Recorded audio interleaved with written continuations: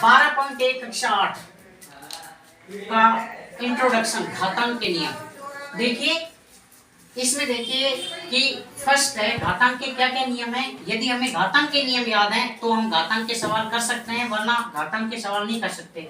देखिए फर्स्ट नियम है a की पावर m इंटू a की पावर n, यानी आधार समान है।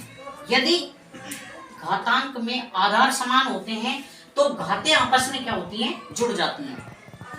जैसे 2 की पावर 3 इंटू 2 की पावर 4, इसको सॉल्व करेंगे तो 2 की पावर 3 प्लस 4, आधार समान है तो घातें क्या हो गई, जुड़ जाती हैं, तो 2 की पावर 7 आ गया।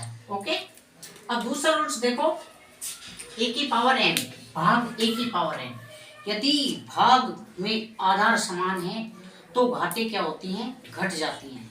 क्या होती हैं, घातें घट जाती हैं। जैसे देखिए 3 की पावर 7 भाग 3 की पावर 3, तो इसको सॉल्व करेंगे तो आधार समान है 3 3, तो 3 की पावर 7 माइनस 3 बराबर 3 की पावर 4। ओके, आगे देखिए थर्ड रूल देखिए कि घात के ऊपर घात है, a की पावर n की पावर n, यानी घात के ऊपर घात है। जब घात के ऊपर घात होती है तो घातें आपस में क्या हो जाती हैं, मल्टीप्लाई हो जाती हैं, गुणा हो जाती हैं।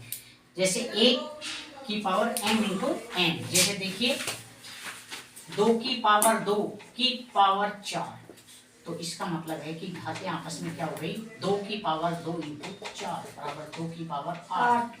समझ गए। अब ये देखिए चौथा, a बटे b की पावर n, a बटे b की पावर n, यानी दोनों संख्याएं क्या है, अलग अलग हैं। इसकी पावर m है तो ये जो पावर है ना दोनों पे ही है, a पर भी है और m पर भी है, तो इसको सॉल्व करेंगे तो a की पावर m बटे b की पावर m। जैसे कोई भी सवाल ले लो, 2 बटे 3 की पावर 2, इसको सॉल्व करेंगे तो 2 की पावर 2 बटे 3 की पावर 2। ओके, अगला देखो a की पावर माइनस है। अब घातें यदि माइनस में है तो माइनस के चिन्ह को हटाने के लिए हम क्या करते हैं कि इसको 1 बटे a की पावर m, यानी बटे में लिख देते हैं, और ये जब नीचे आएगा तो किस में हो जाएगा, प्लस में हो जाएगा।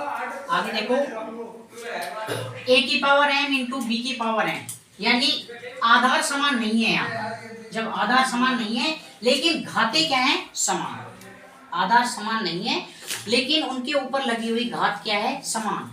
जब घात समान होती है तो आधार आपस में गुणा हो जाता है और घात में से क्या लिख देते हैं, 1 लिख देते हैं, क्योंकि घात क्या है, समान। जैसे देखिए 2 की पावर 3 इंटू 3 की पावर 3, जब इसको सॉल्व करेंगे, ये सवाल है थोड़ी देर के लिए हमारा, तो इसको सॉल्व करेंगे तो हम क्या लिख देंगे, 2 इंटू 3 की पावर 3।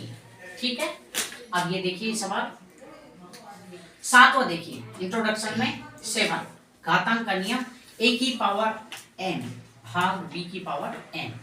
जब इसको सॉल्व करते हैं तो यानी आधार इनके अलग अलग है। क्या है, आधार अलग अलग हैं लेकिन घात क्या है, समान। घात समान है तो ऐसी स्थिति में इसको बटे में लिख देंगे, a बटा b की पावर n।